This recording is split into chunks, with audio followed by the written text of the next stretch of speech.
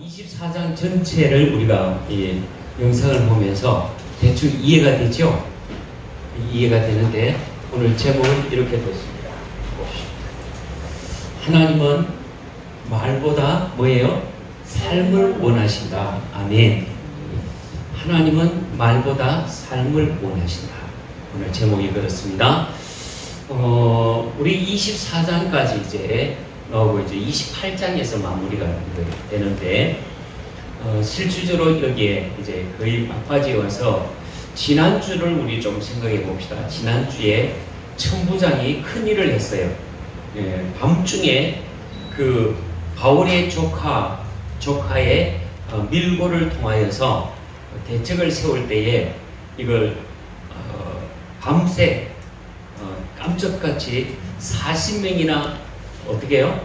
죽이려고 물도 마시지 않고 떡도 먹지도 않고 금식하에 해가면서 바울 한 사람을 죽이겠다고 작심한 사람들이 40명이 있었다는 거죠.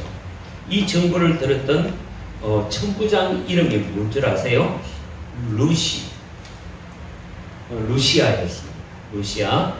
이 루시아가 무려 몇 명을 동원시켰죠? 호위병 470명을 동원시켰다는 거죠. 그러니까 자기에게 부여된 인원수가 600명입니다. 600명인데 그 가운데서 470명을 동원시켰다는 것은 대단한 것이 총동원시켰다고 볼 수가 있습니다.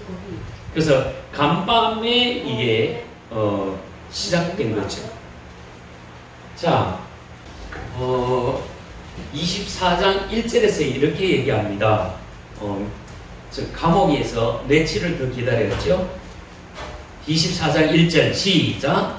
닷새 후에 대제사장 아나니아가 어떤 장로들과 한 변호사 드둘로와 함께 내려와서 총독 앞에서 바울을 도발하니라. 여러분, 이 법정인데, 법정, 지금 현재 이 총독 법정 앞에서 지금 오늘 스토리가 이어지는 거죠.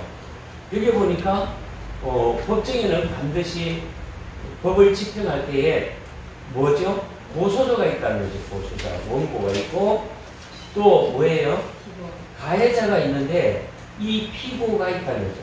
그를 받아야 될 사람. 이게 원고와 피고, 지민장이에요. 원고, 피고 구분할 줄 알겠죠? 원고는 뭐예요? 나 억울습니다. 저 사람 고발해 주세요. 이게 원고입니다. 피고는 뭐예요?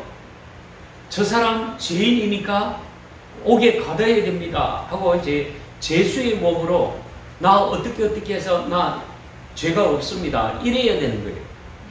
여기에는 철저히 달라붙는 경우가 있는데 원고는 항상 고소자인데 여기서 변호사라고 얘기하는 것 같은데 여러분 대개 봐서 검사의 역할과 변호사의 역할이 있어요. 검사, 변호사. 자, A준아. 검사의 역할은 뭐죠? 죄있다. 부들이 잡아서 당신은 죄가 있다. 육하원칙에 따라서 언제 어디서 무엇을 어떻게 왜 막 쭉 하면서 그 범죄 사건에 대한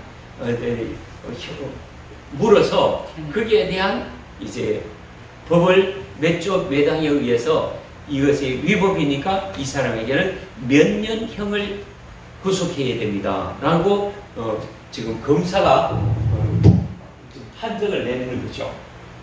그러면은 검사가 이렇게 법을 때리려고 할 때에 잠깐 그거 너무 하지 않습니까? 일방적으로 그렇게 할 수 없습니다.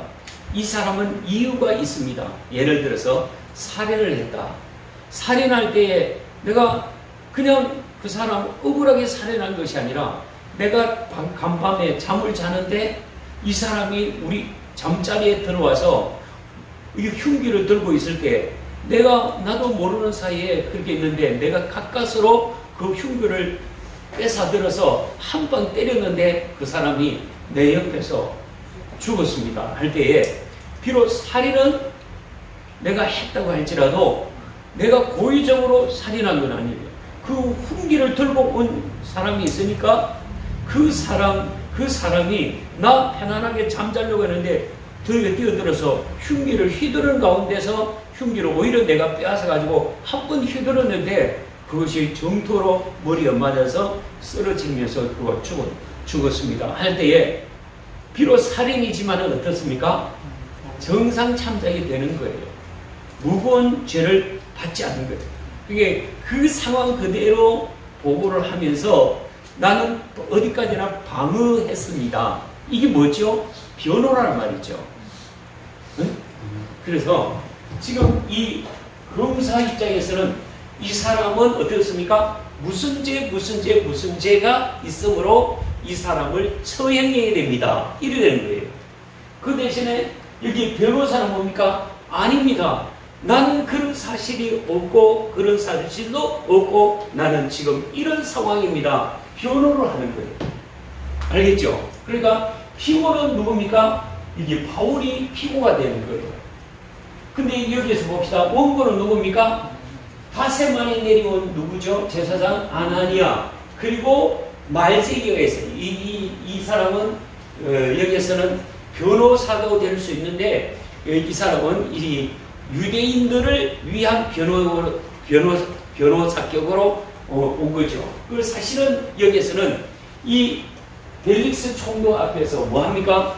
이 사람은 죄인입니다. 하나의 검사 자격으로 지금 와서 이런 죄를 지었으니까 이 사람을 형벌을 내려야 됩니다. 아니면 죽여야 됩니다. 지금 목적은 뭡니까? 이 사람을 죽이자는 거죠. 바울을. 그런데 여기에는 어떤 변호사가 아무도 기어주지를 않는 거예요. 그래서 자기 변명, 자기 변호를 해야 될 바울의 모습을 여기서 볼 수가 있습니다.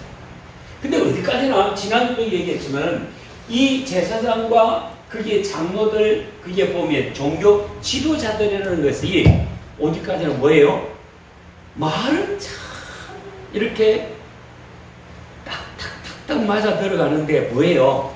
실질적인 삶은 그렇지는 못한 거예요. 하나님은 어느 편에 설까요? 하나님은 정말 말과 삶을 이어지는 것이 그것이 진정 하나님의 너 옳다 인정해 줄 줄 믿습니다. 제가 두려운 건 그거예요. 목회자이면서 삶은 그렇게 살아내지를 못하고 말만 자꾸만 내던진다면은 이건 모순됨이 아니냐. 제가 때로는 교회 앞과 사택 앞에 여기 양사방으로 양쪽에 참 이건 청수 본의 아니게 청수 당번처럼 이렇게 할 때 어떻게 보면은 참 역겨울 때가 있어요. 이 세상 사람들이 상식이 어긋난 토해내고 막 이렇게 또 온갖 것들을 갖다 버리고 있을 때에 이 한편으로는 자존심 상하니 내가 이걸 해야 되나? 그것도 이거 내가 큰 소리 치고 싶을 때가 때로는 있어요. 이 더러운 사람들하고 할 때에 거기에서 내 말이 나오면 어떻게 될까요? 내 의가 소멸되는 거예요. 그저 나는 하나님 앞에서 한다 하고 성교 당할 때에 하나님께서 세워주시죠. 인정하시죠. 믿습니다. 근데 우리가 자칫 내가 뭘 한답시고 막 말음으로 내다보면은 뭐예요? 자기 자랑이고 자기 의에서 하나님의 역사는 없는 거예요. 그러니까 참 그럴 때 내가 입에서 간질간질할 때가 참 많이 있어요. 당신 그래야 되겠어요. 왜 그거다 뻔하게 내가 청소하는데 거기다 갖다 집 던집니까? 이럴 거 막 따지고 싶지만은 그 따지는 순간 미안하다고 하지만 뭐랄까요? 속으로 욕은 많이 할 거예요. 지까지는 게 뭔데 이런 욕보다 아니에요. 나 차라리 나 그래 이 넥타이 걸친 채로 그거 주스 담고 그거 줍고 그러면서 저 사람 내가 버렸는데 왜 줬지? 차라리 말 없이 침묵 속에서 알 때 그 사람이 저 역시 다르구나. 이것이 그 가운데서 하나님의 의가 나올 줄 믿습니다. 우리는 자꾸만 이 종교 지도자들이 되다 보면은 주님도 얘기해요. 그들은 뭐예요? 손끝 하나 yar라가지 않고 뭐만 살아있어요? 입만 살아있다. 그거 조심하라는 거예요. 그들의 말은 듣되 그들의 행위는 절대 본받아서는 안 된다. 아멘. 지금 현재 상황이 그렇게 된 거예요. 나는 종교 지도자네 하고 그 로마 총독이나 또 분봉왕 앞에 알쩡거리는 것은 이 완전히 종교 지도자들, 장로들, 권력자들, 종교 사두개인들, 바리새인들 이들은 하나에 보면은 완전히 겉보기에는 거룩하지만은 삶은 아무것도 아닌 거예요.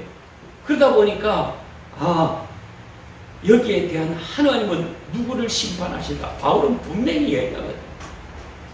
회칠한 무덤이요, 회칠한 담이요 하면서 하나님이 당신을 치리라고다 지지난주 그렇게 얘기하잖아요.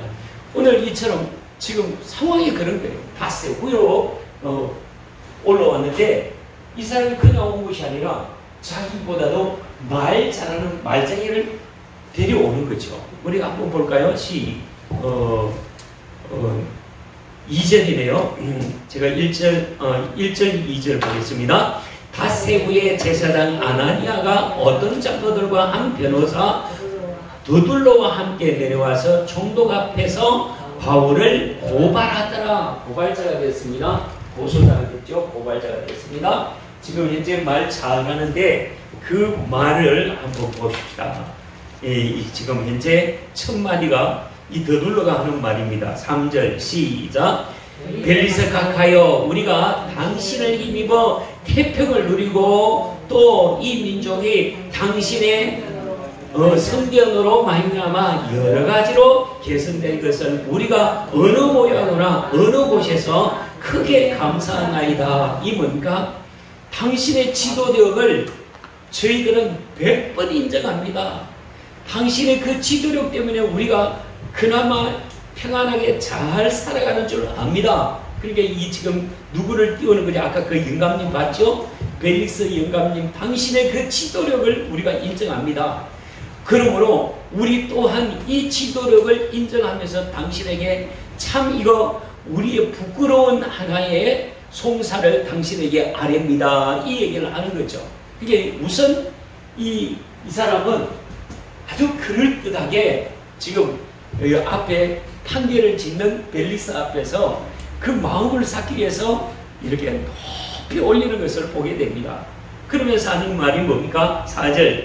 당신을 더 괴롭게 아니하려 하여 우리가 대강에 짜옵나니 관용하여 들으시기를 원하나이다. 이 얘기는 뭘까요? 한마디로 뭐 구구절절 이렇게 저렇게 얘기를 길게 하지 않겠습니다. 정말 귀하신 몸 앞에서 귀하신 어른 앞에서 우리가 뭐 이렇게 저렇게 말을 할 필요가 있습니까? 짤막하게 몇 마디만 하고 이 사람에 대해서 이 사람의 나쁜 소행에 대해서 몇 가지 상소하겠습니다. 올려드릴 테니 판결을 해 주십시오. 그 얘기죠. 그러니까 간단하게 우리가 요약해서 올려드리는데 이 사람의 제목, 이게 제목이 뭡니까? 이 제목을 한 세 가지를 얘기하네요. 첫째는 뭡니까? 첫째, 우리 한번 볼까요? 자, 5절이네요. 시작. 우리가 보니 이 사람은 뭐 같아? 전염병 같아. 전염병. 두 번째는 뭐죠? 이 사람이 전염병 같은 자라. 천하에 흩어진 유대인들을 다 마음을 어지럽게 한다. 소요한다. 마음을 어지럽게 해요. 소요하게. 이는 하나의 또 비슷한 얘기지만 전염병. 우리 왜 예를 들어서 지금 진주든가 어딘가 뭐가 메르스 환자가 발병했다고 얘기합니다. 오늘 아침에 뉴스 떴어요. 한 명이 왔는데 그게 역학조사를 한다. 누구누구를 만났고 어디를 다녔는지 역학조사에서 누구와 압수를 하고 누구와 지냈는지를 지금 역학조사하고 있다는 거죠. 여러분, 우리 지난번에 삼성병원에서 메르스 때문에 얼마나 고생했어요? 그것 때문에 그야말로 이 간호원도 의사도 같이 곁들여서 그 병이 전염되는 것을 볼 수 있잖아요. 눈에 보이지 않지만 이것이 급하게 파급이 공기를 타고 이 전염이 되는 걸 제일 무서워하는 거죠. 그야말로 지금 이제 바울 이 사람을 통하여서 마치 뭐가 같죠? 이 메르스와 같이 전염병을 일으키는 사람, 그게 그 사람을 접하면은 변화되고 접하면은 이게 마음이 돌아진다는 거예요. 이 소유가 된다는 거예요. 어지러워진다는 거예요. 이게 참 중요합니다. 바울은 진짜 한 영혼 한 영혼에 대한 소중성을 가지고 예수 그리스도의 십자가와 그의 부활에 대해서 복음을 전하려고 할 때에 정말 닿는 사람, 만나는 사람 앞에 복음을 선포하고 그 속에서 변화가 일어나는 역사가 있었다는 거죠. 그 남들이 볼 때는 저 사람 저럴 사람이 아닌데 저렇게 사람이 바꾸어졌네? 이걸 본 사람이 있고 경험한 사람들이 있다 보니까 마치 전염병이 퍼지는 것처럼 사람을 변화시키는 사람, 이렇게 된 거죠. 근데 그걸 선하게 변화시켰는데도 불구하고 이 사람들은 제사장들과 이 더둘로 이 사람은 어떻게 본 거예요? 악하게 본 거죠. 저 바울이 가는 것만 만나는 사람마다 이상한 모습으로 바뀐다. 그러니 이 많은 사람들을 어지럽게 한다는 얘기를 하고 있어요. 두 번째가 뭡니까? 세 번째가 계속 이어서 얘기가 오죠. 예, 이거 그들이 생각하는 제사장들과 장로들과 바리새인 사두개인들이 예수를 볼 때는 뭐라고 그랬어요? 율법을 우습게 여기는 이단 나사렛 예수라고 봤거든요. 그래서 제일 그들이 화가 나가지고 예수님을 십자가에 못 박은 이유가 있어요. 그 십자가에 못 박으라는 이유 조건의 첫 번째 조건이 뭔 줄 아세요? 제일 큰 조건. 에이준아, 무엇일까? 예수님을 십자가에 못 박게 한 첫 번째 이유가 뭘까? 자기가 하나님을 알고 그래, 예준아 알겠지? 뭐라고? 내가 아들이라는 거야. 네가 나사렛 총구석에서 자란 네 형제들이 아직도 있고 네 어머니가 있지 않느냐? 근데 네가 어떻게 하나님 아들이라는 이런 망할 인간이 어디냐? 그래가지고 너 정신이 돌았구나. 너 신성모독이다. 제일 큰 문제가 뭐냐면 신성모독이다. 율법을 주님은 뭐라고요? 완성시키러 왔다는데 그들이 볼 때는 율법을 어떻게 해요? 율법을 폐하기 위해서 왔다고 생각했고 율법에 대해서 아주 그들이 소중했던 모세가 전했던 율법의 안식일의 주인이라고 딱 나서고 있으니까 이런 무도한 일이 나 어떻게 안식일의 주인이라고 네가 안식일의 주인이냐 이렇게 나와가지고 열받은 거예요. 그러니까 이들을 하나같이 여기서 얘기할 때에 이단 그러니까 나사렛 이단의 우두머리라. 그러니까 그 이단 예수는 죽었는데 거기에 대한 또 이게 예수가 부활했다고 설치고 다니는 저 우두머리. 그게 그가 죽은 줄 알고 있는데 아니 도대체 저 바울이라는 작자는 예수가 부활했다고 하고 지금도 살아계시고 우리 가운데도 있다고 하니 이런 망할 일이 어딨냐. 그리고 고발이 된 거예요. 뿐만 아니라 우리가 알다시피 지금 지난주에 금요일 저녁에 뭐 했어요? 우리는 다 하나님 앞에 뭐라고 그랬어요? 청지기라는 거예요. 찬양대로 얘기했죠. 우리는 문지기로 있을 때 교회는 뭐 해야 된다고요? 교회는 거룩해야 된다. 이 거룩을 위해서 우리는 깨끗해야 되고 구별되어야 되는 그런 상태에서 정말 거룩하기 위해서 문지기가 문 앞에서 지켜야 될 이유가 누구를 어떻게 하기 위해서요? 사람들이 올라올 때 어떤 사람은 들어보려고 어떤 사람은 못 들어보려는 거예요. 이가 두 가지 이유가 있었죠. 에이준아, 뭔 줄 아세요? 자, 들으세요. 지민이가 잘 알고 있어요. 자, 첫 번째는 이방인. 두 번째는 부정한 사람. 알겠죠? 부정한 사람은 못 들어온다. 그런데 지금 바울은 이 성전을 더럽힌 자라 그렇게 얘기했어요. 그야말로 한마디로 뭐예요? 이방인들이 들어오지 못할 곳에 성전에 이방인들을 데리고 왔다라고 지금 얘기하는 거예요. 그렇죠? 한번 봅시다. 이 5절 후반절에 나사렛 이단의 우두머리라. 6절 시작. 그가 또 성전을 더럽게 하려 함으로 우리가 잡아싸우니. 야, 여기에 주석이 있는데 주석 하반에서 8절까지 그 내용을 주석 밑에 달아난 풋노트가 있고 달아나지 않는 풋노트가 있죠. 네? 그죠? 그 달아나지 다른 사본에서는 있고 다른 사본은 없기 때문에 공식적으로 내놓지 않는데 지금 거기에 풋노트에 이렇게 돼 있어요. 그래서 자, 우리 비전 행제가 한번 읽어보자. 그래서 그의 일곱대로 재판하고 있으나 천지는 무시아가 와서 그를 우리 중에서 강제로 빼앗아 갔나이다. 그리고는 그를 고발하는 사람들에게 가깝게 가라고 명하였니. 예, 지금까지 경과 보고를 하는 거죠. 사실은 이 천부장이 밤중에 급하게 다음날 뭐죠?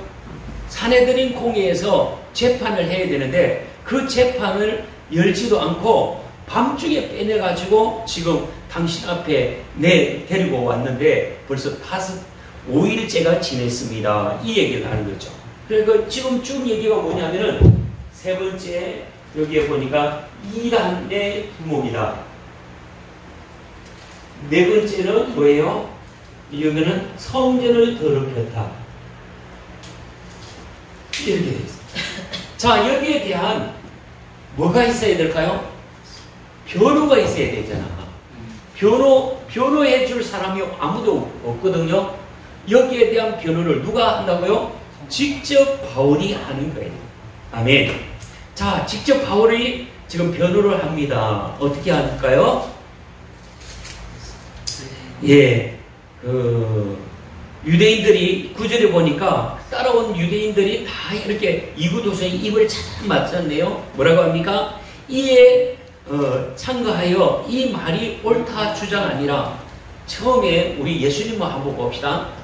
그 예루살렘에 올라와 가지고 있는데 정말 대대적으로 우리에게 호산나 호산나 이제 구원하소서 모든 백성들이 대대적인 환영을 했는데 막상 예수님이 잡혀가지고 지금 신문을 당할 때에 나중에 최고의 빌라도 법정에 앞에서 언도할 때에 저 제사장이 저 사람 십자가에 못 박아야 됩니다 라고 했을 때에 그거 가만히 듣고 있는 것이 아니라 옆에 있는 백성들이 뭡니까? 야, 돈 막 찌르면서 빨리 해 하니까 어떻게 해요? 같이 덧들어서 십자가에 못 박아라 하는 것처럼 지금 똑같은 거예요. 옳소, 저 사람 다 저렇게 나쁜 사람이요 하고 동일하게 지금 정지하고 있는 거예요. 기가 막힐 일이죠. 그러니 지금 아무도 자기를 변호할 수가 없으니까 바울이 직접 얘기하는 것을 볼 수가 있습니다. 여기서 우리 생각할 때 악한 마귀 사단은요, 어쨌든 우리가 정말 믿음 앞에서 설교하면은 무섭게 우리를 구렁텅이에 집어넣으려고 엄청난 함정을 하고 있지만은 그 함정 때문에 두려워하지 맙시다. 아멘. 오늘도 우리가 보니까 오전에 보니까 우리는 뜻하지 않는 뭘 만난다고요? 풍랑을 만드는 큰 풍랑을 만나는. 그렇지만 그 풍랑 안에도 하나님은 사랑하는 자를 붙들고 있는 줄 믿으시길 바랍니다. 자, 그런 가운데서 10절에서 이렇게 보는 거죠. 바울이 정식으로 이렇게 얘기를 합니다. 자기 변호입니다. 총독이 어떻게 표정이 이렇네요. 아까 아까 드라마 같은 거 봤죠? 그걸 두고 앉았다 듣고 있어. 다음에 누구를 보죠? 바울을 보면서 희끗 말하시오가 아니라 눈짓만 이렇게 돌리는 거예요.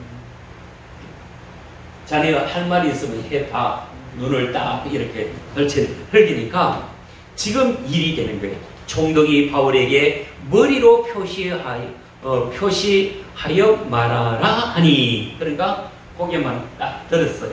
그때 정식으로 기회가 자기 변호를 합니다. 그가 대답하되 당신이 여러 해 전부터 이 민족의 재판장 된 것을 내가 알고 이 사건에 대하여 기꺼이 말하리, 변명하리이다. 변명이라고 합니다. 그러니까 일찌감치 벨릭스는 여기에 벨릭스죠. 벨릭스 총독은 우리 유대인들이 어떤 사람인지를 잘 알고 있기 때문에 내가 쉽게 말할 수 있습니다. 자, 보십시다. 그러면서 자신의 그 시기적인 상태, 내가 어떤 입장에서 왔는지를 잘 들으십시오 하면서 11절에서 얘기하네요. 당신이 아실 수 있는 바와 같이 내가 예루살렘에 뭐 하러 왔어요? 소동하러 온 것이 아니에요. 그게 또 사람의 마음을 어지럽히기 위해서 온 것이 아니에요. 때가 돼서 무슨 예배일까요? 6월절 예배를 위해서 내가 왔다는 거예요. 예배를 위해서 올라왔더니 그게 야고보 선생님도 만났고 누구도 만나서 당신이 듣자니까 율법을 지키지 않는다고 얘기하니까 여기 와서 입 봉하고 말을 하지 말고 절대 말하지 말고 당신의 그 행동으로 보여줘라. 내가 율법을 잘 따르고 있다고 보여줘라. 그래서 당신이 여차하면은 여기에서 입만 벌리면은 당신은 걸려들으니까 말이 필요 없고 뭐예요? 행동으로 보여줘라는 거예요. 아멘. 우리는 때로는 구타하게 이렇게 저렇게 얘기하고 싶지만은 뭐 해야 된다고요? 행동으로 나는 믿는 사람이다라고 내 믿음의 표시를 해야 될 줄 믿습니다. 이게 진정한 믿음이죠. 그래서 올라왔을 때에 나에게 이렇게 해서 율법을 준수한다고 보여라. 그래서 규례대로 자기가 몸을 성전 앞에 가서 몸을 씻기도 하고 머리도 깎기도 하고 또 나를 오해하는 사람들까지도 자기의 부비를 통해서 재물까지도 자기가 대신해서 올려드렸던 것이 바울의 모습이라는 거죠. 내가 율법을 버린 것이 아니라 어디까지나 율법에 준해서 예배하러 올라왔다는 거죠. 첫 번째, 나는 목적이 뚜렷했다. 이 사람들을 어지럽히기 위해서 온 것이 아니라 나는 단순하게 순수하게 뭐 하기 위해서? 예배하기 위해서. 예배하기 위해서. 두 번째, 자, 예배하러 올라간지라 거기에서 기간을 얘기하는 거예요. 내가 사실은 일찌감치 올라온 것이 아니라 나도 급하게 예배 일정을 맞춰서 급하게 올라왔는데 지금 지난 지 얼마 안 된다. 얼마나 됐어요? 예루살렘 올라온 지 이틀밖에 안 된다. 12일인데 사실 12일 동안에 보면은 바울이 별로 한 것도 없어요. 그저 결례의식을 한다고 한 4일 지내고 또 예배 드린다고 한 이틀 지나고 어쩌다 또 붙들려가지고 지금 이렇게 해서 거기서 천부장에서 한 이틀 3일 지내다가 또 갑자기 호송되어가고 여와서 한 5일 동안 또 하는 것 없이 이 빌라도 총독 감옥 안에서 갇혀있다가 이제 나온 거예요. 내가 예루살렘에 올라가서 불과 내 예배 1시간 드린 것밖에 없고 사람들을 만나서 이렇다 저렇다 얘기한 것도 없다는 거예요. 내 시간적인 여유가 그렇게 이 사람들을 만나서 어지럽힌 일은 없다는 거죠. 12절입니다. 시작. 그들은 내가 성전에서 누구와 변론하는 것이나 회당 또는 시중에서 우리를 소동케 하는 것을 보지 못하였으니 아무도 나의 이 일에 대해서 그렇게 심각하게 또 내 말을 들은 사람이 없고 내가 실질적으로 만나는 사람이 없었다. 자기 양심을 두고 지금 얘기하는 거예요. 계속 이어서 또 한 가지, 이 사람들은 소유하게 했다는 얘기에 자기는 안 했다는 거예요. 사람들을 그렇게 만난 적도 없다는 거예요. 근데 이게 완전히 이거 앞에서 금선은 덮어 씌우는 거죠. 이게 사실을 보면은 죄인 만들기 위해서 막 덮어 씌우는, 오늘 현실을 가만히 보면요, 뭐 일해 보려고 하니까 어떻게 했습니까? 막 있는 거 없는 거 막 그 잡아내가지고 그게 완전히 덮어 씌우려고 하는 게 오늘 우리 현실이거든. 나는 모르겠어요. 개인적으로 참으로 법무장관 후보 조국 씨가 개인적으로 얼마나 비리를 저질렀는지 모르지만은 개인을 털는 것이 아니라 가족을 털고 있는 그런 상황 속에서 그 발목을 지금 잡고 막 늘어지고 있는 상황이거든요. 이게 언제나 보면은 이 원고는 덮어서서 뭔가 내가 벌금을 얻어내든지 내가 뭘 이익을 보겠다는 데 목적이 있기 때문에 그런 거예요. 그러나 실질적으로 본인 입장에서는 내가 아무 거기에 대해서 내 순수한 동기는 다 언론에서 다 묻어버리고 나를 이렇게 곤욕을 치르게 하는 그런 부분이 있다라는 부분을 지금 바울이 얘기하는 거죠. 계속 이어서 얘기합니다. 13절 시작. 이제 나를 고발하는 모든 일에 대하여 그들이 능히 당신 앞에 내세울 것이 없나이다. 예.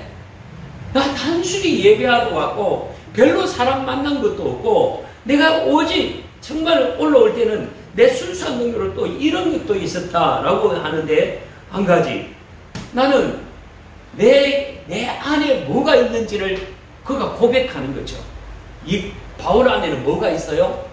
바울 안에는 정말 예수 믿는, 부활의 주님을 믿는 이 믿음이 자기에게 있다. 나는 저 사람들 율법도 다 믿지만은 나는 그 속에서 그들이 생각하는 부활의 주님을 내가 믿고 있다. 그 얘기를 15절 16절에서 쭉 얘기한 14절부터 시작하네요. 시작. 그러나 그것을 당신께 고백하리이다. 나는 그들이 이단이라 하는 도를 따라 조상의 하나님을 섬기고 율법과 선지자들의 글에 기록된 것을 다 믿는다. 뭐예요? 율법 믿습니다. 선지자들의 예언도 믿습니다. 이 얘기거든요.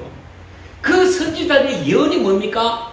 곧 메시아가 온다. 구원자가 온다. 그 구원자가 누굽니까? 예수 그리스도란 말이죠.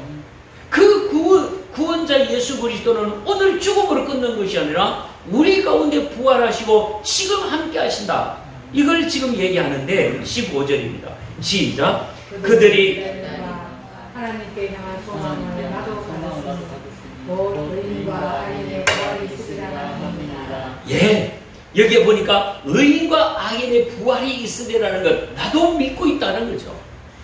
여기에 바리새인들이 늘 주장하는 것은 우리에게는 천사도 있고 영원한 이제 우리가 죽으면은 천사들이 우리를 데려간다. 부활도 바리새인들이 믿는 그 믿음이 있다는 거예요. 사두개인들은 뭐 없다고요? 부활도 없고 천사도 없고 뭐만 있어요? 오직 현실만 있는 거예요. 그러니까 현실에 잘 먹고 잘 살아야 그게 천국이지 그거 아니다. 오직 이 땅에서 누리고 이 땅에서 내가 지배하는 것이 천국이지 다른 건 아니다. 그게 바리새인들은 그래, 우리는 비록 지금은 이렇게 고통 속에 있고 억눌림이 있지만 우리 메시아 주님께서 오실 때는 어떻게 해요? 정말 우리는 이 모든 것들을 벗어나서 천사들이 우리를 데리고 영원한 하나님께서 부르시는 거기에 갈 수 있다. 이렇게 부활을 믿고 있다는 거죠. 그런데 한층 더 나가서 그 메시아가 의인과 악인, 여기에서 중요한 것은 의인과 악인의 부활이 있으리라. 믿는 자에게는 뭐예요? 의인으로 칭의가 있고 악인, 믿지 않는 자는 악인으로 영벌이 있다는 거죠. 그게 의인과 악인의 부활이 있다. 누구든지 다 우리에게는 죽어서 다시 부활한다는 거예요. 다시 부활하는데 그 부활은 영원한 고통으로 들어가는 부활이 있고 영원한 영생의 자리로 들어가는 영생의 부활이 있다는 것을 바울은 믿는다는 거예요. 그러니까 이 여기에 내가 있어서 율법에도 조금도 내가 반대할 여지도 없고 다 그게 믿고 선지자의 예언도 믿고 다 믿는다. 그러나 여기에 우리가 유일한 소망은 메시아 그리스도 그분을 우리는 실제로 온 것을 믿고 거기에 대한 그분의 부활을 내가 믿었고 그분의 부활에 대해서 증거한 죄밖에 없다는 것을 알 수가 있죠. 그래서 이렇게 얘기하네요. 16절, 17절에서 이렇게 16절 후반절을 봅시다. 이것을 말미암아 시작. 이것으로 말미암아 나도 하나님과 사람에 대하여 항상 양심에 끄리낌이 없기를 힘쓰나이다. 그래서 주님이 오실 때에 내 죄 때문에 주님 앞에 나가지 못할까 내가 늘 두려워했고 내가 늘 경건한 삶을 살려고 했고 말씀 따라서 살려고 했던 나다. 그러니까 부활의 주님 앞에 오실 때에 내가 부끄러움 없이 내가 일면의 양심에 어긋남 없이 내가 신앙생활을 해온 것은 나의 중심이다. 이 얘기를 하는 거죠. 오늘 여기에서 우리가 본받을 것은 우리도 늘 내가 정말 부활의 주님이 오실 때에 나의 모습에서 참 끄리낌 없이 믿음으로 살았다는 것을 주님이 다 읽어보시고 네가 정말 복음을 위해서 정말 눈물 뿌리고 또 외면도 많이 당하고 가시길 걸어갔지만은 풍랑 앞에서 네가 꿋하게 믿음을 지켜나가는 것 내가 안다. 주님께서 우리를 위로해 주실 줄 믿습니다. 그때까지 인내하는 거예요. 바울은 그래서 끄리낌 없는 신앙생활. 그게 중요한 것은 우리가 여기에서 늘 말이 앞서기보다는 내 삶 속에서 언제나 하나님의 말씀이 무엇이라고 말하는지를 따라가야 될 줄 믿습니다. 제가 말씀을 준비할 때마다 늘 성령님은 오늘 이 아침에 우리에게 이 구절을 통해서 무엇이라고 말씀하시는가 거기에 관점을 참 많이 두고 있어요. 그러니까 쭉 나가다가 여러분들은 그 말씀을 읽다 오늘 이 아침에 성령님께서 묻는 것은 할 때에 거기에 포커스를 맞춰서 내게 지금 이런 문제가 있는 것 아닌가? 이런 걸 놓치고 있는 것 아닌가? 그렇다면 내가 그 놓친 것을 다시 한번 가다듬겠다. 그러면서 성령은 뭐예요? 성령을 이 양심에 대한 정리를 제가 잠시 한번 적어 놓으시죠. 양심을 어떻게 표현하는가 하면은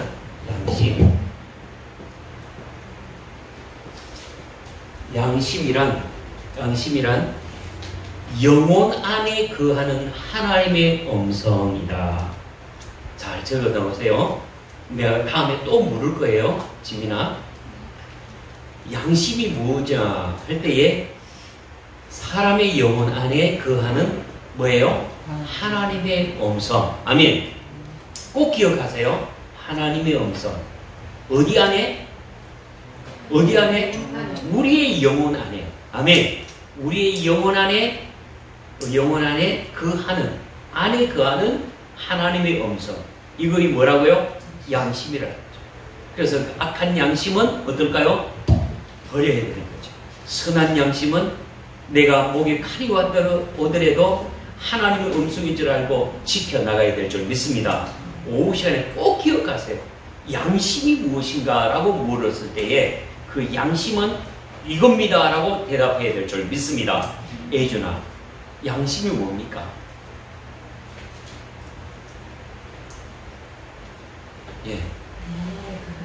영혼 안에 거하는 하나님의 음성. 꼭 기억하세요. 꼭 기억하세요. 그거 놓치면 안 돼요. 그래서 늘 성령님께서 말씀 가운데서 뭐라고 말씀하시는가? 하나님의 음성을 듣잖아요. 매일 하나님의 음성을 어디서 듣죠? 말씀 안에서 듣고 기도할 때에 하나님은 우리에게 말씀하시거든요. 저 여러분들 계속 아침에 내가 4년 동안 계속 말씀 묵상을 진행하는 가운데 뜨겁게 와닿는 게 뭐냐면은 과연 성령님은 오늘 이 본문을 통해서 이 한두 구절을 통해서 뭐라고 지금 묻고 있는가에 대한 관점 때문에 기도 참 많이 해요. 그러니까 거기에서 하나님의 음성이 있기 때문에 그 문제를 질문하고 때로는 2가지, 때로는 3가지를 질문해요. 그리고 그 3가지를 내가 적용점을 찾아갈 때에 거기에 힘이 있는 거예요. 가끔 목사님들이 목사님 이걸 어떻게 적용해야 됩니까? 예, 제 틀을 하나 들을 테니까 그 틀에 맞춰서 말씀을 한번 준비해 보십시오. 그런데 어떤 목사님은요, 그 틀에 맞춰서 자신의 것을 따라서 만들어서 나한테 보여주는 목사님이 있어요. 감사하죠. 그것이 실질적으로 보면은 성도들을 살려가는 지름길이라고. 우리 성도들도 마찬가지로 이제 이 말씀이 역사서 끝나고 나면은 다 끝나요. 그러니까 실질적으로 이제 구절을 던져줄 테니까 그 구절 안에서 성령님이 나에게 무엇을 말씀하시는지를 여러분들은 한번 찾아가 보십시오. 그래서 그것이 적용점이 될 때에 많은 영적인 에너지를 얻을 수가 있는 거예요. 다시 정리합니다. 우리에게는 양심이 있어요. 그 양심이란 뜻이 뭐라고요? 영혼 안에 거하는 하나님의 음성 반드시 기억하세요. 다른 건 다 놓죠. 그리고 오늘 이렇게 얘기해요. 하나님은 뭘 위해? 우리의 입술의 말보다도 우리의 삶으로 젖어나오는 것을 원하고 계신 줄 믿습니다. 그래요. 바울은 지금 이 얘기를 하면서 여기까지 정리를 합니다. 나는 양심의 끓이낌 얻기를 힘쓰느니라. 오늘 오후 시간에 우리에게 얘기하는, 과연 그러면 나는 양심의 끓이낌 없이 하나님 앞에 힘쓰고 있는가? 여기에 우리의 회개의 제목도 있고 여기에 우리의 삶의 키가 있는 거예요. 언제나 지난번에 양심이 올라가려면 당당할 수 있다고 그랬던가요? 제목이 뭐였던가? 양심에 대해서 앞에서 얘기했죠. 사명자는 하나님이 지키신다. 그 앞에 양심에 대해서 얘기했는데, 좋은 믿음은 양심적이다. 좋은 믿음은 양심적이다. 꼭 기억하세요. 앞에 그 얘기했어요. 좋은 믿음은 양심적이다. 하나님은 뭘 원한다고요? 말보다도 삶을 원하고 양심을 원한다. 다시 보습니다. 양심이라 영혼 안에 거하는 하나님의 음성이다. 꼭 기억하시기 바랍니다. 기도 찬양하고 기도하겠습니다.